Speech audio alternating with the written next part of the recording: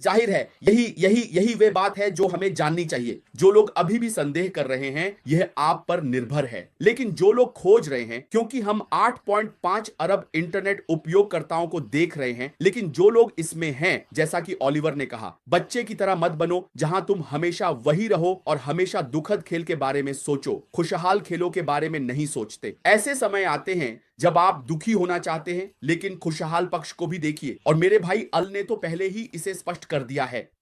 आप जानते हैं, मैंने कहा जीतना जीतना जीतना, आप इसे अपनी तरह से समझ सकते हैं। यह आप पर निर्भर है, समझे? सिर्फ उस संदेश को देखना ही यह दिखाता है कि यह उसके दिल में हो रहा है, क्योंकि हम अपने सीईओ को जानते हैं। वह कुछ भी नहीं कहेंगे अगर उसका मतलब ना हो। और याद रखिए, क्रिस जॉनसन ने कहा था, ऐश तभी सामने आएंगे जब हमें कुछ महत्वपूर्ण बताना होगा। अगर कुछ नहीं है तो वह सामने नहीं आएंगे। मैं क्यों आऊं समय बर्बाद करूं, मैं रुक कर काम करूंगा। ओलिवर ने कहा, इन लोगों की बात सुनो। ऐश यात्रा कर रहे हैं, काम कर रहे हैं। लेकिन मुझे यह बात पसंद आई कि आप जानते हैं, ओलिवर ने कुछ कहा। उन्होंने कहा, सफलता कभी भी आरामदायक क्षेत्र में नहीं मिलती। अगर आप अपने आरामदायक क्षेत्र में रहना चाहते हैं तो आप असफल हो जाएंगे। सफलता उन्हें मिलती है जो अपने आराम क्षेत्र से बाहर निकलते हैं, जैसे कि मिस्टर ऐश बाफरा कर रहे हैं। यह अद्भुत है। आप जानते हैं, आप अपने आरामदायक क्षेत्र में बैठकर सफल नहीं हो सकते। आपको उस आरामदायक क्षेत्र से बाहर आना ही होगा। और उन्होंने कहा, हमारे सीईओ ऐसे व्यक्ति हैं जिन्होंने कहा, या तो करो या मरो। वे कभी भी अपने सपने को छोड़ेंगे नहीं। ये उनका सपना है। चाहे मैं हूं, ओलिवर हैं, या ओटेक प्रो बॉब यहां हैं, या विंसेंट मैडी डी गार्मोन, कोई फर्क नहीं पड़ता।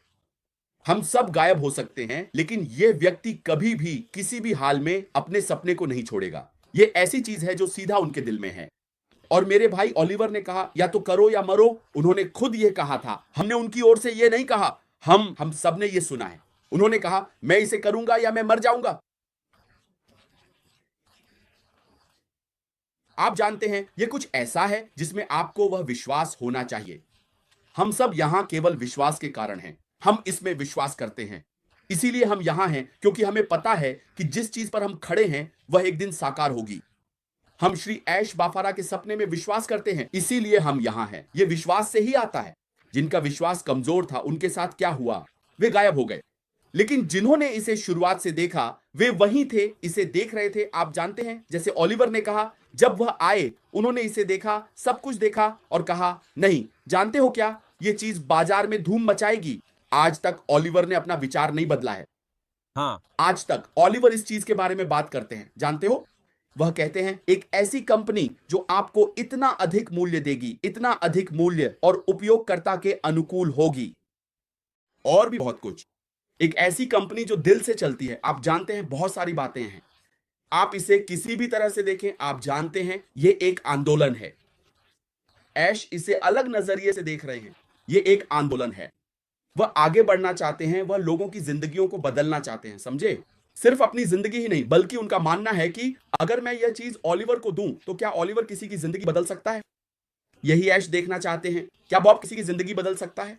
क्या विंसेंट किसी की जिंदगी बदल सकता है? यह इंसानियत की बात है।